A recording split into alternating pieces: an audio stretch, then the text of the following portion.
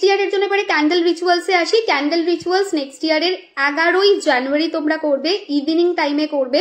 যারা আমার কাছ থেকে নিয়েছো তারা আমার পদ্ধতিটা মানবে, যারা আমার কাছ থেকে নাওনি বাজার থেকে কিনবে তারা এই পদ্ধতিটাকে মেনে চলবে, ঠিক আছে? সো প্রথম জিনিস যেটা সেটা হচ্ছে যে তোমরা ক্যান্ডেল দুটো কালারে নিতে পারো, একটা হচ্ছে রেড, একটা হচ্ছে পিঙ্ক। এই দুটো কালারের মধ্যে যে কোনো একটা কালারের ক্যান্ডেল চুজ করবে।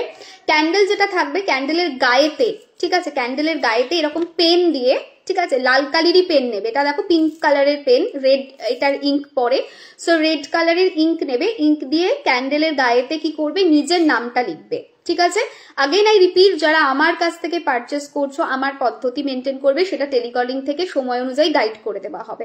কিন্তু যারা নাওনি তারা করবে কি, নেক্সট ইয়ারের 11ই জানুয়ারি একটা রেড অর অরেঞ্জ কালারের অর পিঙ্ক কালারের, তিনটে কালার, সরি, রেড বা অরেঞ্জ বা পিঙ্ক, এই তিনটে কালারের মধ্যে যে কোনো একটা কালারের ক্যান্ডেল নেবে।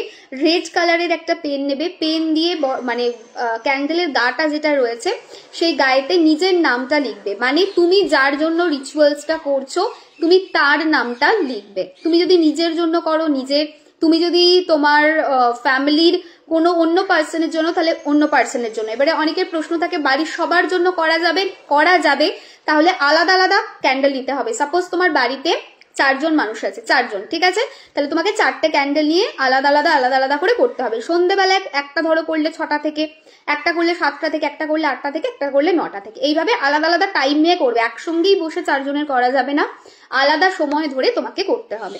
ক্যান্ডেলের গায়ে নামটা লিখে নেবে। নামটা লিখে নেওয়ার পরে কি করবে, নামটা লিখে নেওয়ার পরে তারই নিচে তোমাকে একটা সংখ্যা লিখতে হবে, একটা না দুটো সংখ্যা লিখতে হবে। মানে এরকম তো ক্যান্ডেলটা মোটা হয়, একটু মোটা ক্যান্ডেল নেবে, হ্যাঁ, একদম পাতলা ফিনফিনে ক্যান্ডেল নিও না, মোটা ক্যান্ডেল নেবে। সেখানে নিজের নাম লিখলে তার নিচে লিখবে 24, তার নিচে লিখবে 0009, 3টে শূন্য হবে, ঠিক আছে, 0009।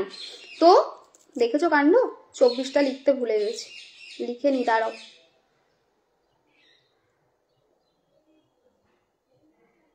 আমি তোমাদের কি বলবো, আমিও এতটাই মানে লেটে খাওয়া হচ্ছে, এতটাই লেটে চলছে সবকিছু, চিন্তার বাইরে। তাড়াহুড়ো সব সময়।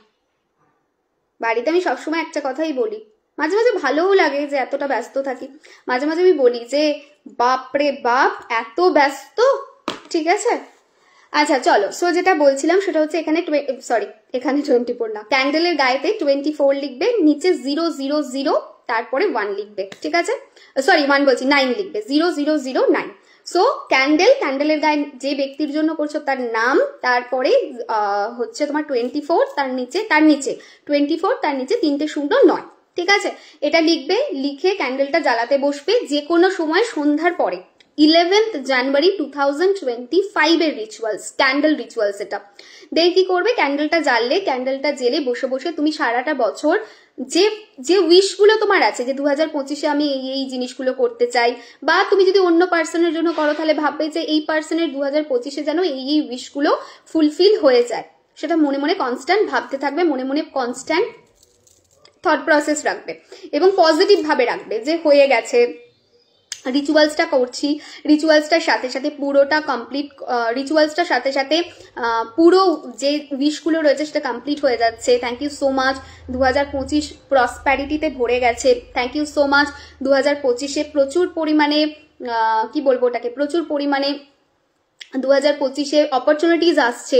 সো যতটা পারবে ওখানে বসে বসে পজিটিভ অ্যাফার্মেশনস দিতে থাকবে, তোমার যে উইশগুলো আছে সেগুলোর কথা বলবে যেটা পূর্ণ হয়ে গেছে। সাপোজ তুমি জবে ট্রাই করছো, তাহলে কি বলবে যে থ্যাংক ইউ সো মাচ, 2025-এ আমি খুব ভালো জব পেয়ে গেছি। সো যেগুলো চাইছো সেগুলো 1 by 1, এরকম না যে একটাই করবে, না, 1 by 1 তোমার যা লিস্ট রয়েছে ফর 2025 সেটাকে পজিটিভ অ্যাফার্মেশনস দিয়ে কনস্ট্যান্ট বলতে থাকবে।